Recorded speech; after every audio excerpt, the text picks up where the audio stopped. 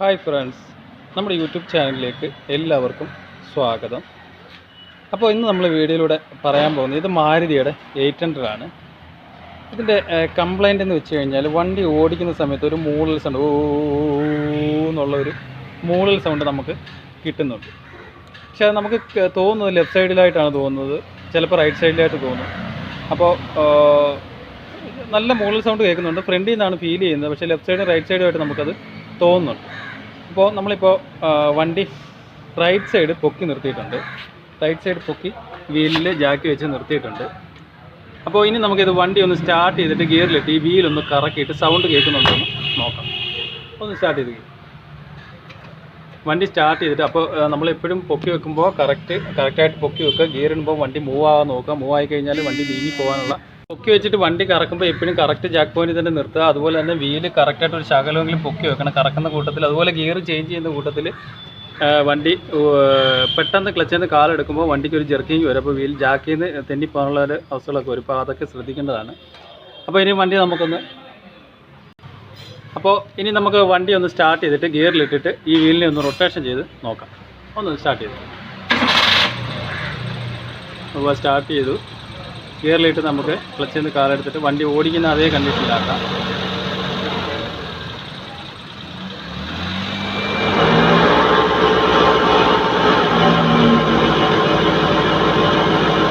ഈ കേൾക്കുന്ന മൂളിച്ചയാണ് bearing sound. അത് ഗിയറിട്ട് സെക്കൻഡ് ഇട്ടു.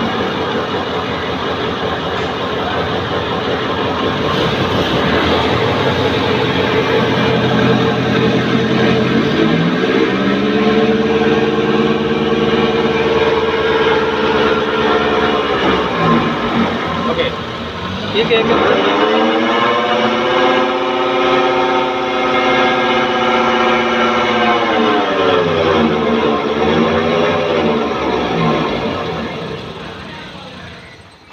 ഈ കാണുന്നതാണ് ബെയറിങ്ങിൻ്റെ മൂളിച്ച. അപ്പോൾ ഈ സൗണ്ടാണ് നമ്മൾ ഓട്ടത്തിലൂന്ന് കേട്ടുകൊണ്ടിരിക്കുന്നത്. ഇത് നേരെ റോഡിലാവുമ്പോൾ ഇതിനെക്കാട്ടിലും മൂളിച്ച് ചെയ്യും. കാരണം ബെയറിങ് ലോഡാവും. ഇപ്പോൾ ഫ്രീ ആയിട്ടിരിക്കുന്നതുകൊണ്ട് കുറച്ച് മൂളിച്ച് കേൾക്കുള്ളൂ. ഇപ്പോൾ ബെയറിങ് വീല് താഴെ ഇറങ്ങിയിട്ട് നമ്മൾ ഓടിക്കുന്ന സമയത്ത് ബെയറിങ്ങിൽ ലോഡ് കൂടുതൽ സൗണ്ട് നമുക്ക് ഫീൽ ചെയ്യും ഓട്ടത്തിൽ. അപ്പോൾ ജാക്ക് വെക്കുമ്പോൾ ഇതുപോലെ പ്രത്യേകം ശ്രദ്ധിക്കും. നമ്മൾ ലെഫ്റ്റ് സൈഡ് ഇതുപോലെ കറക്കി നോക്കിയിട്ട് സൗണ്ടോ കാര്യങ്ങളോ ഒന്നുമില്ല, റൈറ്റ് സൈഡിലാണ് സൗണ്ട് കിട്ടുന്നത്. അപ്പോൾ ഇതിൻ്റെ ബെയറിങ്ങും കാര്യങ്ങളൊക്കെ നമുക്ക് ഹബ്ബ് ഊരിയെടുത്തിട്ട് ബെയറിങ്ങും കാര്യങ്ങളൊക്കെ ചെക്ക് ചെയ്യേണ്ടതായിട്ടുണ്ട്. ബെയറിങ് പോയതാണ്, അത് ഉറപ്പ് തന്നെയാണ്. എന്നാലും നമുക്കത് കൺഫേം ചെയ്യണം. വീൽ ഊരി എടുക്കുക. വീൽ ഊരി എടുത്തിട്ട് നമുക്ക് ഹബ്ബ് വെളിയിൽ ഊരി എടുക്കാം. നമ്മളിപ്പോൾ ഇതിൻ്റെ ഹബ്ബ് അഴിച്ചെടുത്തിട്ടുണ്ട്. ഹബ്ബ് അഴിച്ചെടുത്തപ്പോൾ കണ്ട കാഴ്ചയാണ് ഈ കാണുന്നത്. ബെയറിങ് പൊട്ടിപ്പൊളിഞ്ഞ് ആ കുളമായിട്ട് കിടക്കുകയാണ്. ഇതിനകത്ത് ഇതിൻ്റെ ഒരു പീസ് എല്ലാം പൊട്ടിപ്പൊളിഞ്ഞ് പോയിരിക്കുകയാണ്.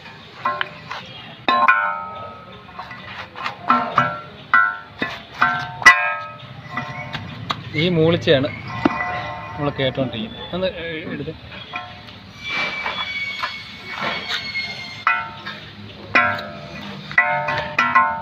ഓക്കെ. അതായത് ഇത് കാണാനായിട്ട് സാധിക്കും. ബെയറിങ്ങിൻ്റെ കോൺ ഉൾപ്പെടെ പൊട്ടി ഇതിനകത്ത് കിടക്കുകയാണ്.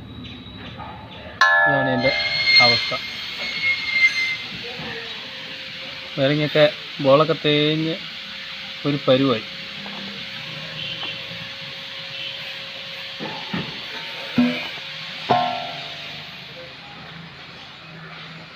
ഓക്കെ.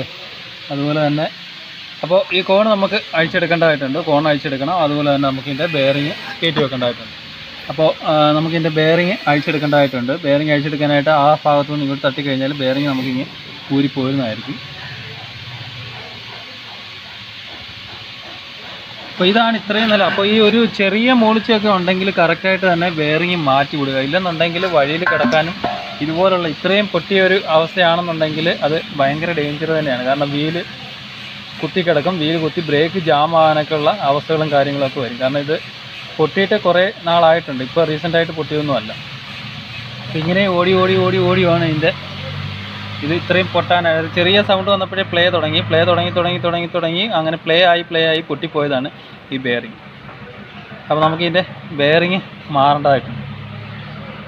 ഈ കോണും അതുപോലെ തല്ലി ഊരി ഇത് കറക്റ്റായിട്ട് ക്ലീൻ ചെയ്യേണ്ടതായിട്ടുണ്ട്. ഇത് രണ്ടും ക്ലീൻ ചെയ്ത് നമുക്കിതിൻ്റെ ബെയറിങ് മാറേണ്ടതായിട്ടുണ്ട്.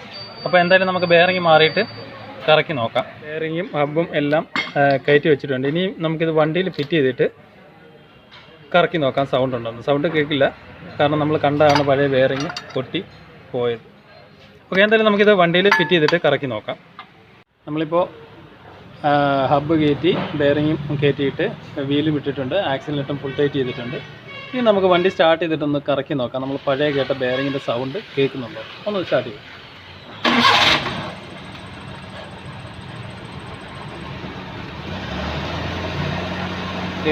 ഇപ്പം നമ്മൾ കറക്കുന്ന സമയത്ത് യാതൊരു വിധ സൗണ്ടോ കാര്യങ്ങളോ ഒന്നും കേൾക്കുന്നില്ല. നേരത്തെ